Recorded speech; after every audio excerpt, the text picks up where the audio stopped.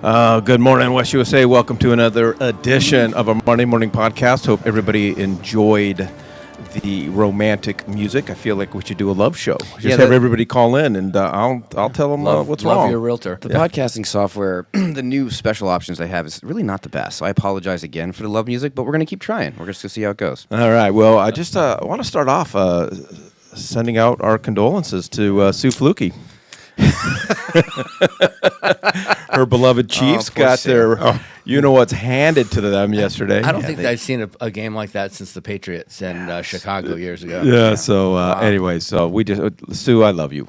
Love you, Sue. Don't kill me. But all right, let's jump into why we're here. Of course, we got Todd Menard here to give us a look at the numbers. Matt Baker with the Bookspan Baker team going to give us our mortgage minute. And I'm going to share 3 listing presentation tips. So when you show up to somebody's house who they are interested in selling their house, some of the things that I walk them through. And then my favorite tax strategist and accountant in the entire world is here. Going to get you ready for filing your taxes. We're going to really dig into PLLCs, which I know is a top question for agents, and you do an S Corp and all that kind of good stuff. So we're going to jump right into it.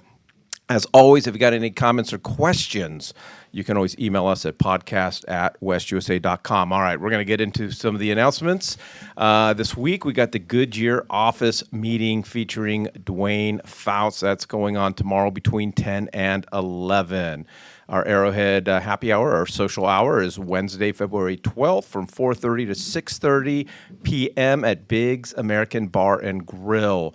Todd's virtual CE class coming up this Wednesday, 3 hours of legal issues. And as always, if you want to sign up for any of these events, you can just go to your dashboard and click on the calendar, and all the links are there. Our Scottsdale office meeting is coming up Wednesday from 10 to 11:30 a.m., and obviously at the Scottsdale office.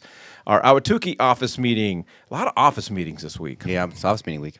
It is. All right. Thursday from 10:30 to 12 p.m. at the Ahwatukee office featuring Dean Becker.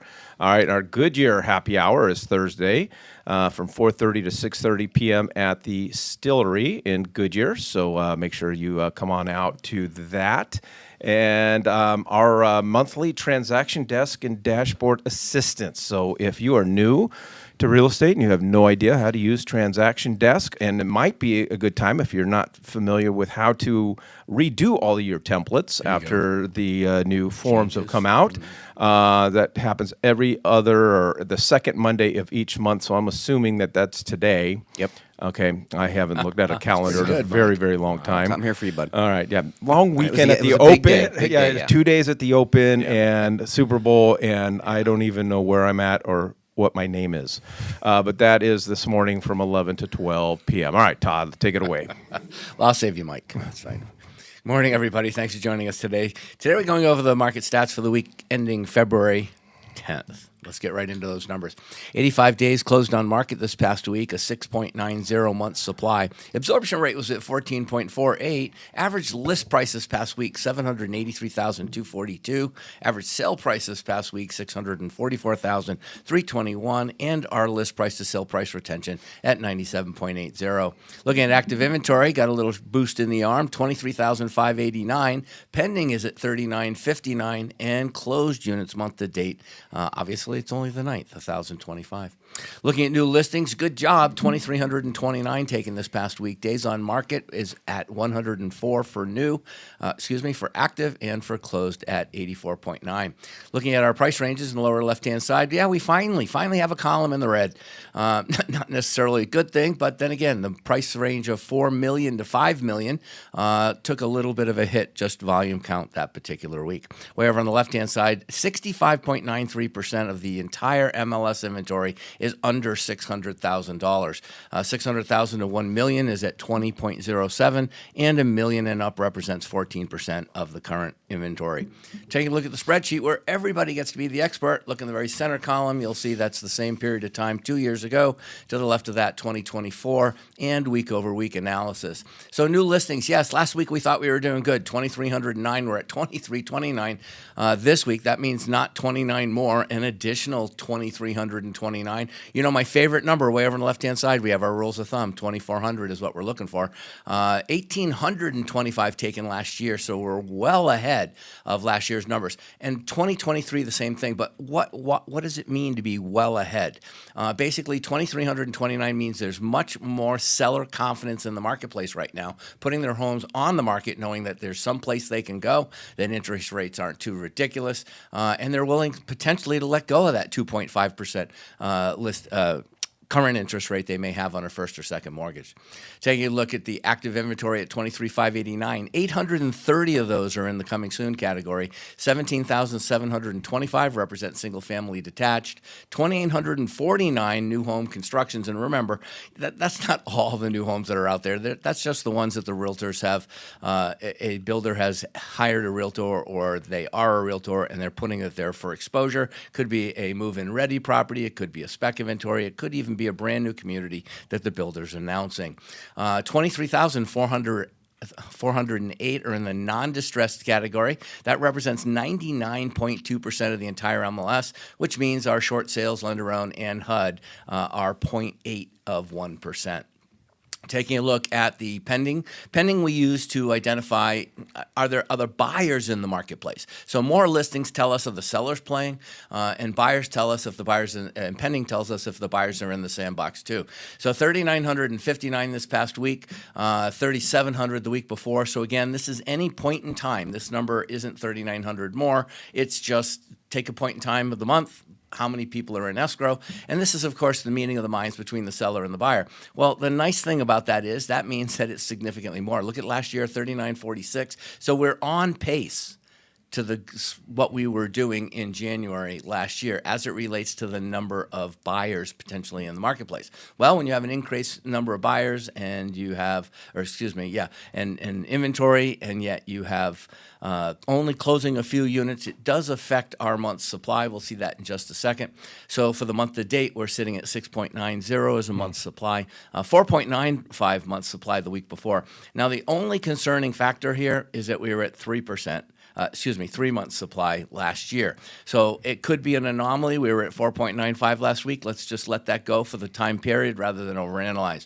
Looking at median, which is at the bottom, that's 459,000. We were at 455 last week. Sliding our rise way across to December in the blue. 450,000 is where we were at the end of December. So we really aren't seeing that much of the inventory take off. But that particular number is based upon those products that are closed. So it's not the middle of the active, it's the middle of the closed. 85 days on market, it's in the yellow because it's not really a good number. We should be closer to 70 this time of year, but the 70 days on market is what's causing the 6.9% month supply change. Taking a list price to sale price retention, again, the difference between what the list price was at the time the seller accepted the offer, so the difference between the list price and the sale price at that point in time, 97.8. What's that number way over on the left-hand side in the rules of thumb? Oh, 97.8. Well, we hover around that number, 96.9 last year the same time. This tells us that the sellers are basically negotiating 2.2% on average of the properties that are being sold in the marketplace. So if you're going in, looking at a home, looking to purchase a home, or you are a realtor representing a buyer, it's good to know exactly what the average seller is giving away in the MLS right now. We have seen it over 100, which means that we're typically in a multiple offer scenario and the sellers are getting more than what their list price is. But 97.8 is the historical average all the way back to 1998. So it's good to know that there's some stability in the marketplace. So that's what we got right now. We'll see what the numbers are. Oh, month-end numbers for the Greater Phoenix market should be out at the end of the day today. Check your closed Facebook group. I appreciate it as always, Todd. Matt, take it away. All right. Well, listen. How come you didn't have a Super Bowl ad? I was waiting You were for waiting that. for that? I was waiting for Matt Baker to be on my TV last night. $8 million is out of my price range. So, although I love the commercials this year, some heartfelt ones actually made me a little emotional. So that's okay. Let's talk about it. It was that romantic music that we had playing before we went on the and air. the mortgage rates are making us a little emotional. Right. Well, hey, it's not always about rate, Todd. Always about rate. No, that's what we've been telling people, but there's 100 other reasons to buy and sell real estate. And so, listen, but rates did tick down ever so slightly week over week. we've been kind of hovering, you can see, but we've slowly made some trends from January, mid-January, to now getting closer to mid-February. We've made almost a 1.5 move, which in cost on a $400,000 loan, that's like $6,000 improvement in real dollars. So it's moving in the right direction, albeit slower than we'd like. Big news last week was the jobs report on Friday. Now, this is where I was hoping for the unemployment rate to tick up. It actually ticked down, as you can see there on the right, went to 4%. Why? Well, they actually came out with some new census data, and the new census data was included in this. There's two reports within the jobs report. There's the household survey, and then there's the left, which is the actual monthly change in job survey. And so that consequented, is that 143,000, which is a very low monthly job change, was counterbalanced by the other side of the survey that said the unemployment rate dropped to 4 instead of staying at 4.1 or even ticking to 4.2. There's an anomaly where they added about 2 million people to the job market, all with jobs because of immigration, and that sort of skewed the numbers. So I think the unemployment rate's actually a little bit higher than that, but it's just for this is kind of an anomaly this time around. Now, I don't often get into the weeds on specific loans. And don't really talk a lot about the details, but I feel like this was a worthy enough change in the automated underwriting system for us to talk about it. Now, DU, for those that don't know, is called Desktop Underwriter, and it's Fannie Mae's automated underwriting system. Every loan is required to go through this automated underwriting system. So firstly, and Freddie has their own version, but every loan has to go through this system. So if you don't get an approval, you don't do a loan. Like it's pretty cut and dry. Now there's lots of factors, and one of the things that are factors in the automated underwriting system is this idea of risk. And so one of the things that I'm going to highlight here in blue, but variable income is no longer a risk category, which is actually huge because we have a lot of variable income borrowers, and that's like if you work less or your hours change and your income changes based on how many hours you work. A lot of times overtime, those kinds of things impact that. That we reduce the risk of student loan debt. Research showed that borrowers with student loan debt actually perform better than borrowers without student debt. So having the student debt was actually a positive in the calculation. So they reduced the risk associated with that in the calculation. And then first-time homebuyer.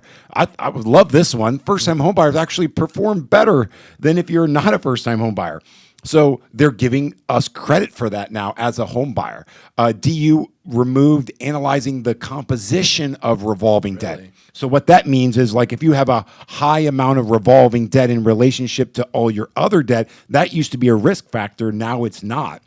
And then all other higher LTVs, they allow higher LTVs for appraisal waivers up to 90 now. But remember, this is based on the findings. It's not just because you put 10% down, don't expect you're automatically going to see a waiver, but that could help in appraisal timeframes and obviously appraisal costs. So really good news when it comes to first-time buyers. If you had a first-time home buyer that had issues, let's say in October, November, December, couldn't get approved, now you've got this new version. Bottom line is call me. Let's run you through the new system and see if you can qualify. And then as always this week, we're doing our second Wednesday is our housing polls, economy, housing, and rates. Just register bookspanbaker.com/pulse. And then as always, my contact card. All right, Matt, appreciate it. That's some good material. Good yeah, absolutely. All right, so last week I accidentally hit a wrong button. You did. And made apparently one of the funniest faces anyone had ever seen. Yeah, right? I hit a wrong button, and we lost everything on the screen. Like, we lost the slides, and so then the camera was just on us. And apparently people liked it, which boggles my mind. We were surprised. We were surprised. So we're going to... We said we had faces for radio. So you guys get to see us now more, closer. We're going to turn this one off. I just hit the. I can hit the. Oh, there we go. All righty. Anyways, so getting into the 3-pack, I went on a listing presentation last week, and so as I was driving home, kind of replaying things in my mind, and always what did I do good, what didn't I do good, and it was interesting because the intent for this one was to actually talk them out of selling their home after I crunched the numbers and I'm like, oh my gosh, these guys need to hang on to this home for at least another 3 years. And so we went through all of the options. So so I thought I would just do our 3-pack now. Do I still do the slides? Yeah, so for you, you can go through. They're not going to be. So you aren't going to be able to see both when we do this. So it's just us. It's there we so confusing. I know. Sounds like a real studio. It's new software. All right, so so the first thing that especially for our newer agents, and I know some of us, some of this might be remedial, but it's not for everybody. And and I remember when I first got my license and I went on my first listing appointment, I'm like, what the heck do I do? What do I talk about? And so the first thing that I like to focus on is ask good questions. And you're wanting it to not just be about business. You don't want to just get into business. You want it to look.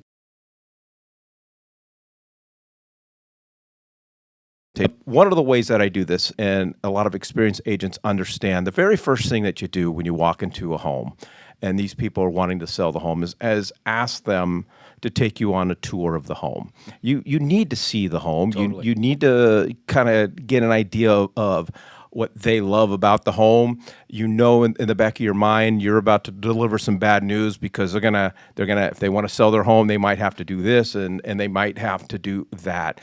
But I always love to ask because you're there. They want to know how much their house is worth, right? And so before I sit down and we talk about value of the house, I want to ask them how much they think the house is worth. I need to know what I'm getting myself into.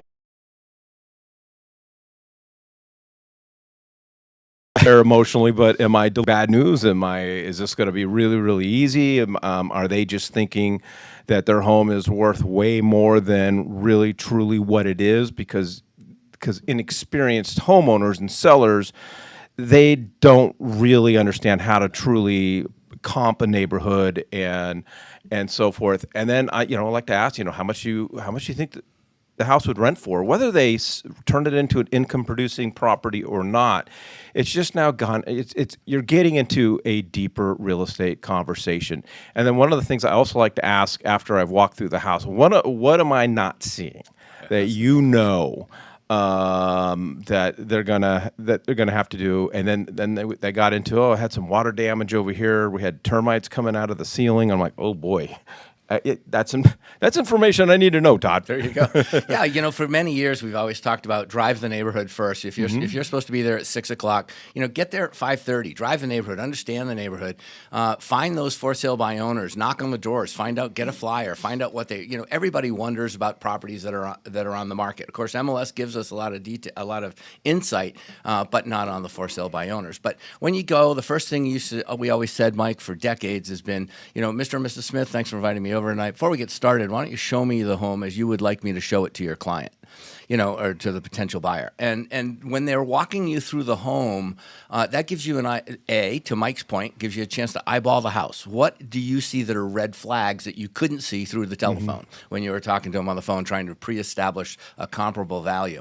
As you're also walking through the phone, look at photos, look at items on the wall, see if there's anything that you can identify in common with the particular seller that gives you something, to Mike's point, to talk about other than necessarily just the product. You need to build that rapport. And remember, consumers like and will do business with people that they like, but most importantly, people that they trust. And the best way to get the trust act is to have those conversations. Well, you build trust by listening to what they're saying and then having a conversation, not just having a script of questions that you're going to ask and then just continue to go through all of your notes that you have written down, because you have to get through all your questions. We've seen agents that have to get through all of their questions because they feel like they need that information. Have a conversation. They're human beings. But listing presentation is a job interview. The most successful people that I've ever seen when they get the jobs, it was a podcast I listened to, Jocko hosts it really quickly. He was interviewing a Navy SEAL that went from military training to becoming an employee pretty high up at Google and then at Facebook. And the question was, how does a guy that only has military experience get a job in those entities? And his response was, I was the most prepared person every single time. This is the same thing. Like you had said, Todd, drive the neighborhood, do your research on the area, on the home, on the type of product you're about to list, because you want them to pick you and they're going to pick the most prepared person. That shows trust trust immediately.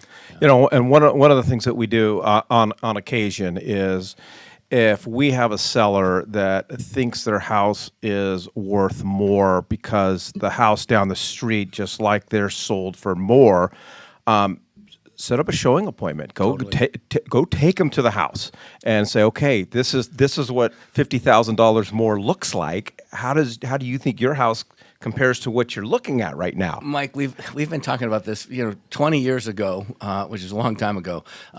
These were some of the tips and tricks that just really super top performers would do. They'd get the seller immediately into a buyer mode because when you only have a seller, they're only concerned with what they get from the house. But if you can convince them and get them excited about something that they want outside that they're going to be moving to, you have a whole new motivated seller. All right. Second thing is it's more than about comps. I love to just tell. For us, we refer to ourselves as options dealers. That's what we are. People need options, and so for us, it's all about coming into the situation. I want to do something different than what the other three agents are going to do. I want to give them some ideas, and possibly like for this particular couple, they shouldn't sell. I mean, I know I'm there to list the house, and I know that's how I make money. But I'm like, if this was me, and this was my house, and I had, $2,100 a month in passive income, and a 3.5% interest rate, and $400,000 worth of equity. But I just want to challenge something you said. You said, I know I'm there to take a listing. No, you're there to provide them with your experience, your advice, your skill, and it's through that you may get 5 listings from them because they're going to tell other people that this is the one guy, this one person who came in here and gave me advice and information versus tried to just close me. Well, actually, I was there to raid the liquor cabinet, but that's really what I was there for. Yeah, in the fridge, yeah. But paint the picture of what would it look like if they turn this house into an income-producing property, which then means, be familiar with HELOCs and what banks have better HELOC programs. I always come in with rental comps. For us and our team, we use cap rates, which often leads into, well, what's the heck is a cap rate? Yeah.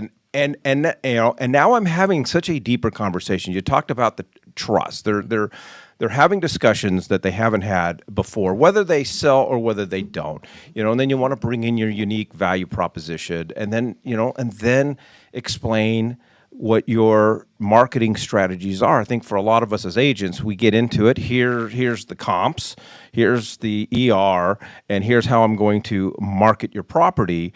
But are you having deeper conversations with them? Yeah, absolutely. The unique value proposition, your value, your brand comes out when they experience your service. What makes you different than the next realtor is their experience, the journey you're taking them on while you're there. But to the point of what none of this says, walk into the property, share go through your listing presentation with them, make them feel all warm and fuzzy about you. That's not what this is about, and yet that's what all I've heard on the internet since 2020 has been, the market's changing, even for buyers. You now have to go back in and reestablish your value proposition. You've got to provide all these 104 things that you do as a buyer's agent so the buyer knows you have. No, you know what? Slow down, take a breath. Walk the people through it, and how long, even as an experienced agent gets this, a brand new agent doesn't. A brand new agent doesn't feel like they have enough value, so they go in trying to sell some imagery. But yet the experienced agent goes in and just starts talking about the market and the place. So the one thing you have on number 1 is the key to a good listing or buyer presentation. It's what are the questions that you're asking of that individual? And the more you ask questions, guess what?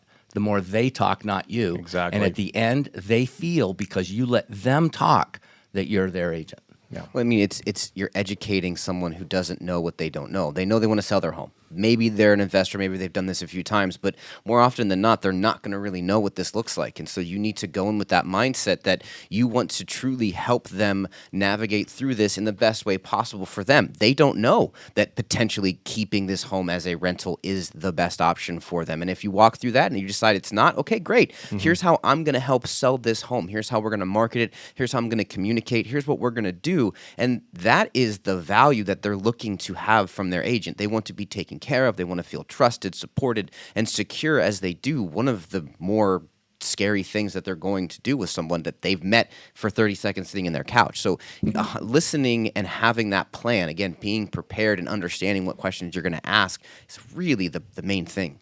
Somewhere deep in the throes of our Archives. dashboard, we have a great listing presentation. It's in a PowerPoint format. I think it's like 36 pages.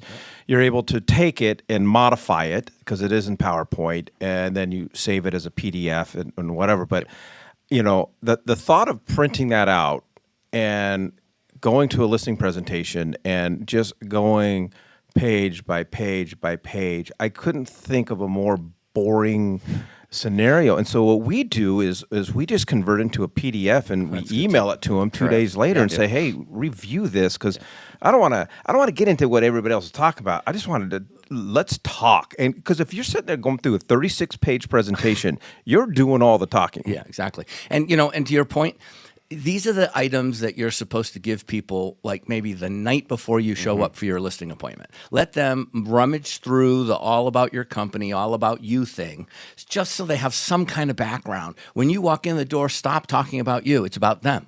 I would say real quick on the listing presentation, it's a basic 101. It's there for you to customize, and it's not buried deep in the dashboard. It's under the listing presentation tab inside the downloads, inside the dashboard. But I appreciate the pitch there, buddy. All right. And then third, have a guy. Like as agents, we want our clients relying on us for vendors and workers and things like that.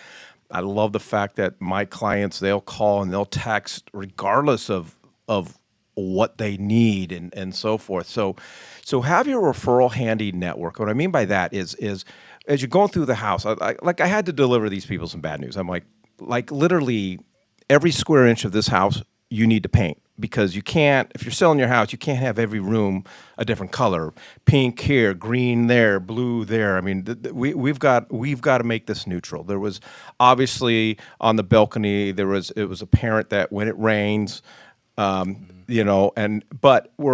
as we're going through this, I'm talking about my referral network. Okay, don't worry about it. I got a guy that can do this. I got a guy that can do this. We got into HELOCs and why you need to get that HELOC before you move out of this house. And I've got a HELOC guy. And all of this stuff we're doing, we're introducing them via text or email. I prefer text, but my attorney has to have the email, legally has to have the email introduction, because we got into LLCs. And then we'll talk to my favorite accountant in the world who's in the studio. Her team likes these introductions done via email. So it's just have somebody be that source, and then follow up. Make sure that they got into a conversation with them and they got connected with whomever you introduced them to. That's why I like the acquaint thing. You send. I would never say to someone, this is something where I go home and I say, may I have your permission to and where I put your email. Yeah, that'd be great. Thanks, Todd. And then you go and do it, and then you say, hey, I'd like to acquaint the two of you. Blah blah blah. You don't have to go into it. You already went into the reason why you're providing them as your guy anyway.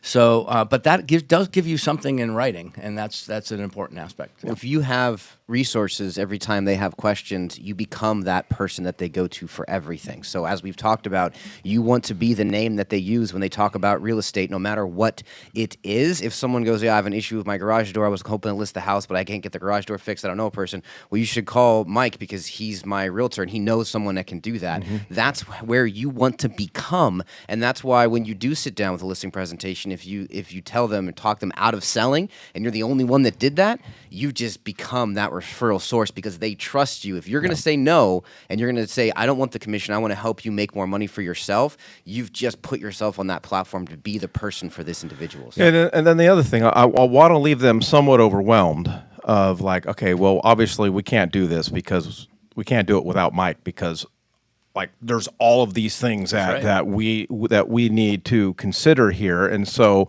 you always like to slightly overwhelm people to the point where they realize they can't do it on their own and that they need you. So Yeah, I'm a huge believer that every individual agent that's out there has a team. And if you're out there trying to sell yourself for whatever commission compensation you're looking for, then the consumer is going to buy you. Think about another agent just like you that goes out and has a team of all of their additional services, just like your guys, Mike. And you put them all together, and now for the same rate, they get access to all those people or a similar rate or more. Decide your value proposition. all right, that is our 3-pack. And Nick, I know you tried to slide away. We can see that you slid out of the camera. I know that. I was going to make sure the microphone sounded good for our guest, Mike. All right, so her name is not Kyle Fouts. So Oh, wow, look at that. so we're We're not sharing the slides, so you could have just made it. No one would have known. all right. So Cindy, I went to the Phoenix Open Friday and Saturday, and we had the Super Bowl last night. So I woke up super early, and apparently did not have enough coffee at that point. So I apologize. But we are in studio with Cindy Dillard. She is she's been my accountant, and she is an accountant, and she has CPAs on her team. But I always introduce her as and describe her as our tax strategist because I have learned. I'm not even say learned. I don't even care what happens, just long as I'm not paying more money to the IRS at the end of the year. And she has done just an incredible job with minimizing our tax exposure just as a family, and then some of our team members. And I know it's funny. I posted the picture. You were at our team meeting last week, and I posted it on Facebook. And then some of our West USA agents that I know I introduced them to you over the years. They're like, "Oh yeah, she's great." And I'm like, "I didn't even know they were working with you." So, anyway, so welcome and congratulations. Recently married. So Thank you. yes. Thank you. So man, I can't believe I put Kyle Fouts on there. Well, no, you just AKA. didn't take it off. Yeah. So everybody's like, "Boy, Kyle Fouts got better looking." So, all right. So let's jump into it. You bet. Okay. I want to get into PLLCs. 'Kay. But give us a 60-second like who tell us a little bit about your company Okay. and what we're working with. You bet. So I've been in the Valley for 25 years. I moved here to follow my dream, which was opening an accounting practice. And from there, it has just grown. My mentor for years has been Tom Wheelwright, and he's a CPA that travels with Robert Kiyosaki that wrote the book Rich Dad, Poor Dad. And his theory that I just love is the question isn't, is it deductible? The question is, how do I make it deductible? So if you want to jump through the hoops to make something deductible, he's a true believer that you can find something in that IRS code that's deductible. And so with that, I set out to teach people what they don't know. They didn't know, right? Just what you were talking about in the 3-pack. And work with my clients and have a personal relationship with them so I understand who they are, what they're doing. It's funny, my clients always think that I'm their best friend because I'm asking so many questions. Well, I'm looking for the tax deduction. Who else is living in the home? What else are we doing? Oh, are you selling Avon or Mary Kay or whatever, all that product that's on the shelves? Or the big business owners. I have multi-million-dollar companies that it's just about the communication and keeping them informed about where their taxes are. There's no surprises with me. We do tax planning October through December, and when I go to do your taxes, I don't need to talk to you during the springtime. I'm doing your taxes. It's what the numbers we thought we were, and then we start planning immediately. So we're booked mid-summer through the end of the year doing planning for 2025. So one of the things that I learned from you is the average person cringes when they hear IRS Yes. and the tax code.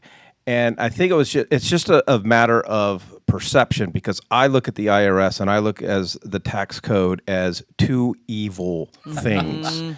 because that's just how we were taught and so forth. And you explain a little bit differently. You're like, the IRS tax code is your best friend. Yes. Because it's going to tell you how to pay as little as possible. Absolutely. How to work in conjunction with them, as you talk to investors, and how to make that property and manage it like a business. So now we have a deduction to offset your W-2 income. How do I do things so that I can make them more things deductible? All right, so let's jump into it. The number one question that I get from agents is, do I need one? Do I need a PLLC? What is a PLLC?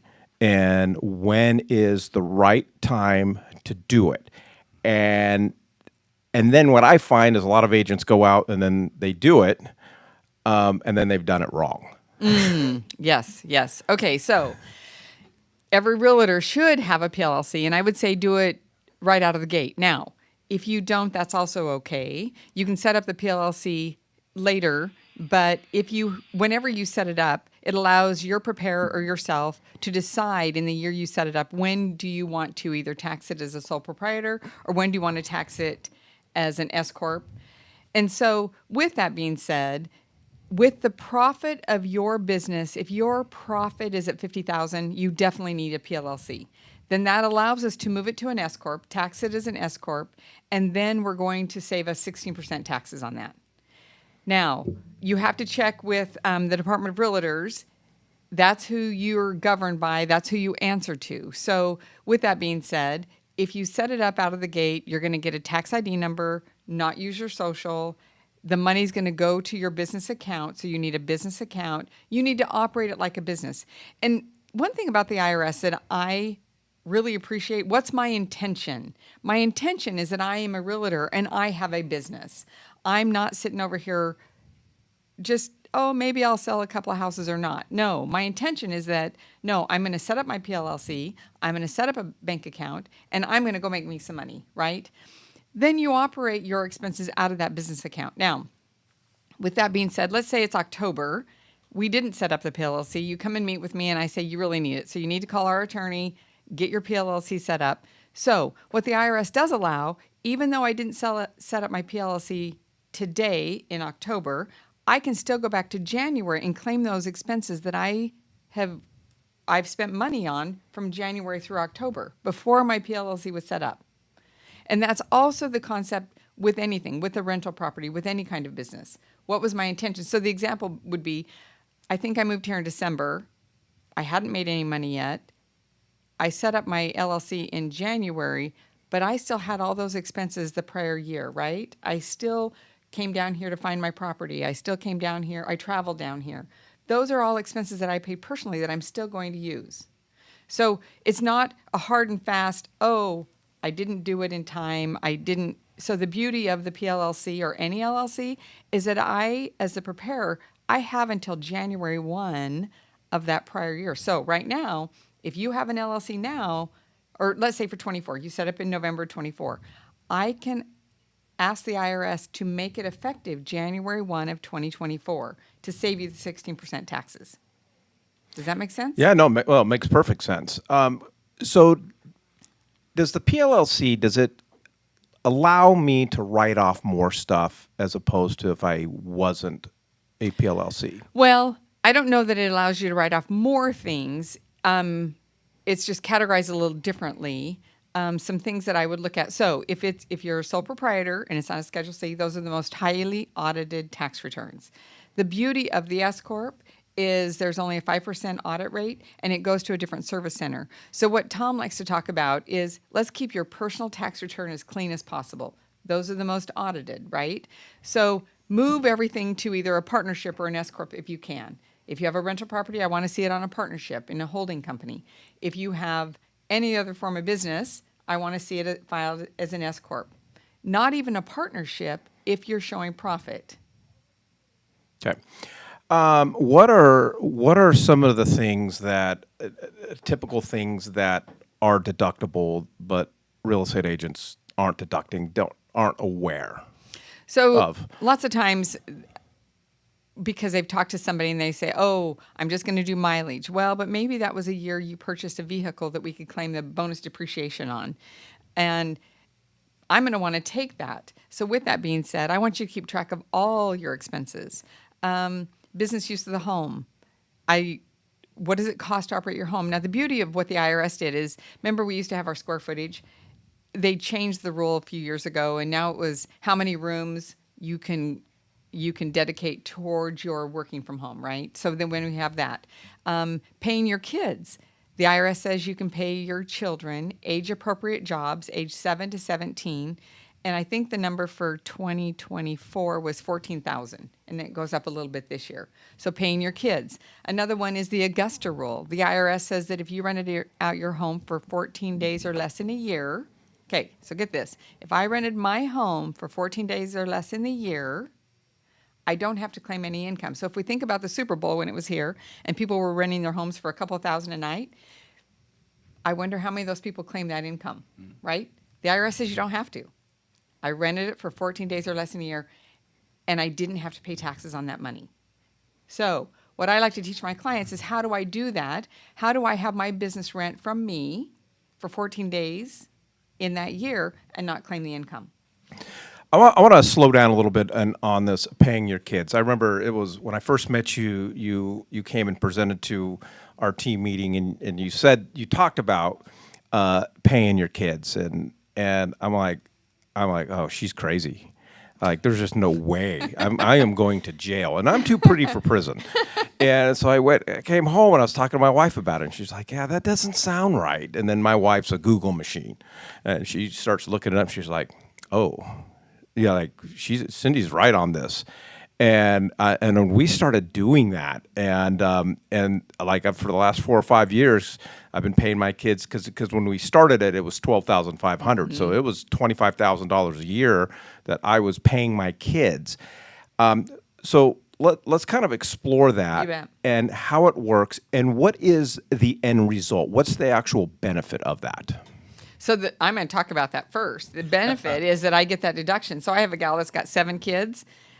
And so immediately we're in the hole, right? January 1, we're going to be in the hole for that year. Nick's over here going, man, I need to have more kids. And so the beauty of that, okay, so it's age-appropriate jobs. You have them keep a timesheet. You have them set up a bank account. Now, what we find is it's a custodial account. So you typically can't have an account in a minor's name. So it has to be. So I think what this gal did is she just set up 7 savings accounts. It's called 1, 2, 3, whatever, right? So the money needs to go into the children's account. You have them keep a timesheet. Now, it's been really fun over 25 years to see people bring their kids' timesheets in, and you have an 8-year-old that wrote it out, right? Some of those things are kind of fun, and then the kids that are more have more technology, they've created a spreadsheet, and this is what they did, right? So you have to sometimes think out of the box. What are they doing? It's the vehicle that they're going to clean that's a company vehicle. It's the office in the home. It's those things. Now, the money does go into their account, and that's a lot of money. So the IRS doesn't say you have to tell them where the money's at or tell them how much is there, right? But the exercise still has to happen. The money has to go into their account. And then what I tell my clients all the time, it's then pay the things that the children like to do. So are they in sports? I don't know about you guys, but some of my clients that club volleyball or club baseball, it's $2,500 or it's $5,000 out the gate. When Chelsea was little, she paid for all of her own dance, and then she paid for driver's ed, and then she paid for her car insurance out of that account. So the beginning and the end is that I get that deduction. And when Chelsea was little, it was like $6,000. I mean, to have a $14,000 right now, that would be amazing, right? That's a lot of money that would go towards whatever her activities are, and she was busy doing activities. So the beginning and the end of that is that I get this great deduction. Now, they say age 7 to 17, right? Well, I have a realtor that she's got 2 little kids. She has an open house. She has her toddlers there, and she invites all the toddlers' mothers to come and view at the open house, right? And the kids are on all the advertising. Absolutely. Go ahead and pay them. Yeah. All right, let's get into travel. This is my favorite. Yes. So because I have the PLLC, and so what I've done and you can say whether it's good or bad, is I got a separate Southwest Airlines credit card because we fly a lot of Southwest and get the companion pass and all that.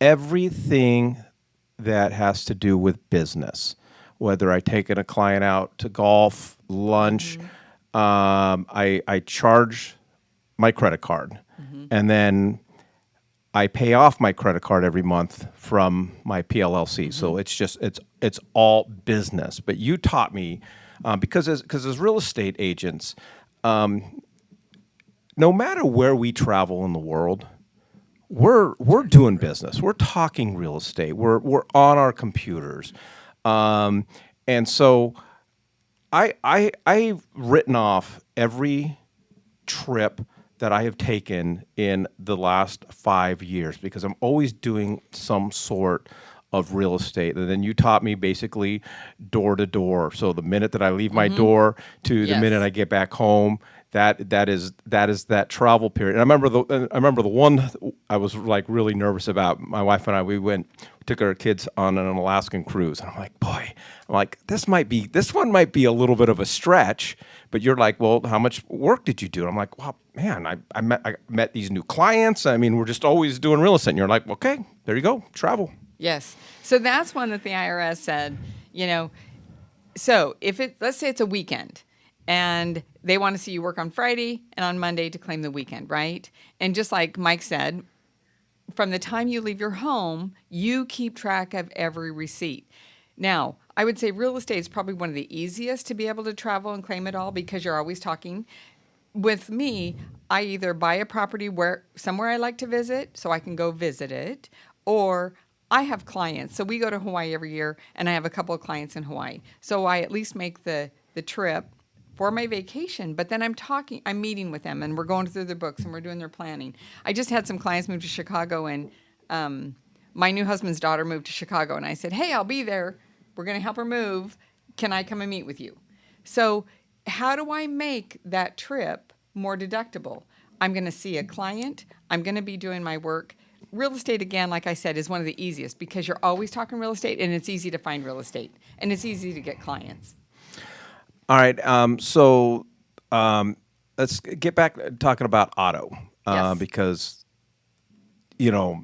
are we keeping track of miles or are we just noting it on? I use QuickBooks, so QuickBooks makes things really Right. easy for I say my bookkeeper. Thank you for introducing me to her, and just say these are just my auto expenses. This is how much I did on gas, and this is how much I did for maintenance, and had to get new tires, and agents. I hear so many different things from agents who are Right. not accountants, Right. on how to do to it. handle auto.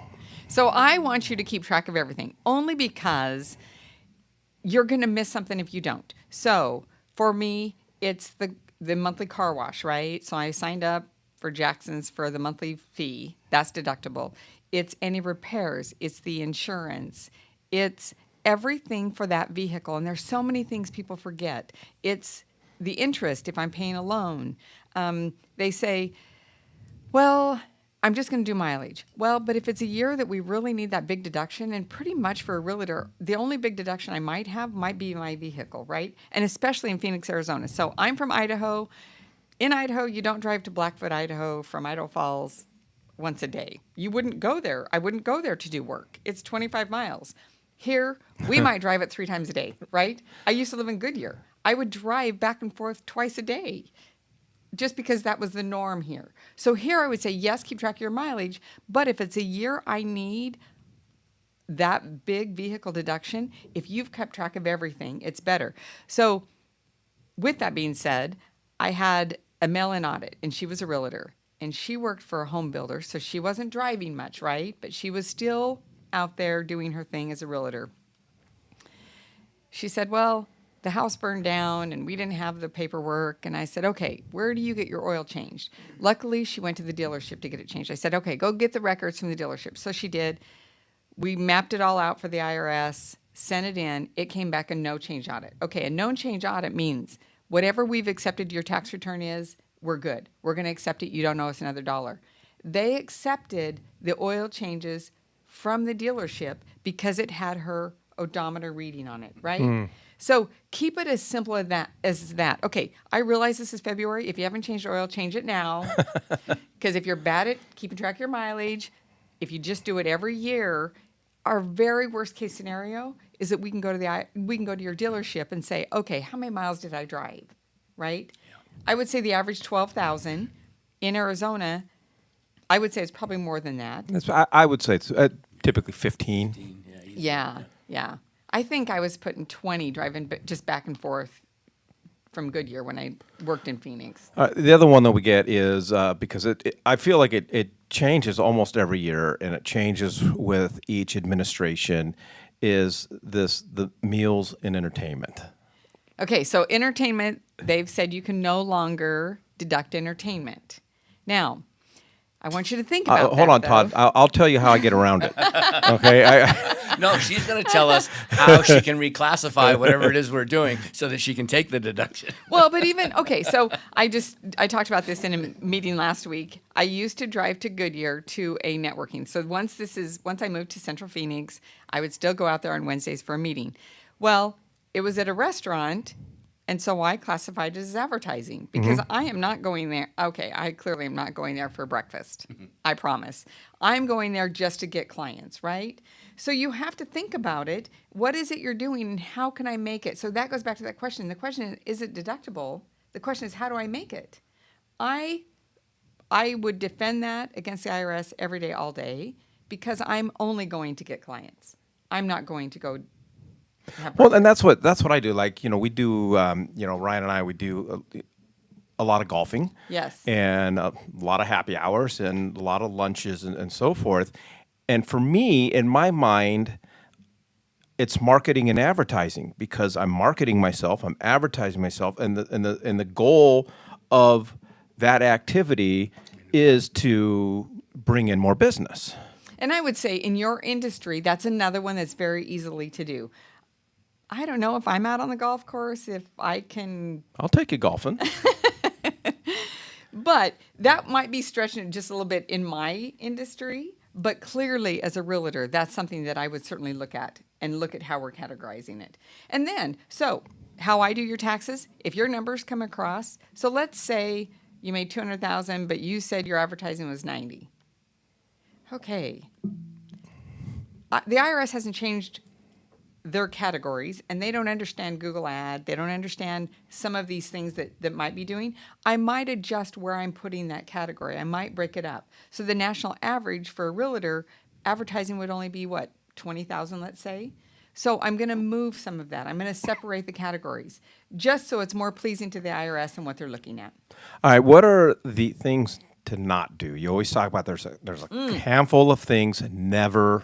If you can avoid at all costs, never try to deduct. Okay, so in your PLLC account, never pay your personal mortgage out of it. Don't buy groceries unless it's for something specific that you're entertaining on. Meaning, when I go to the grocery store, don't have your toilet paper, paper towel with all those snacks that you're going to provide at your meeting, right?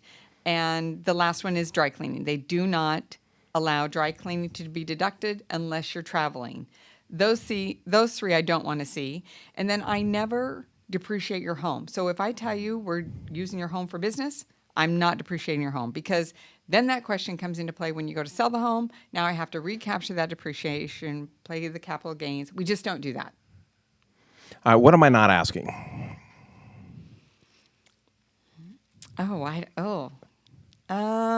How good is your tax preparer? How good is that person you're talking to? Something we're excellent at and we really strive for is our response, getting what you need, and talking to the client. I ask my clients, just promise you'll stick with me for a couple of years. I just need you for a couple of years. It takes 1 or 2 for us to figure out how we work together. And then after that, you probably won't want to see me anymore. You'll just send your stuff in. I ask a lot of questions. I want to know what you're doing. I want to know why you're not happy with who you're with.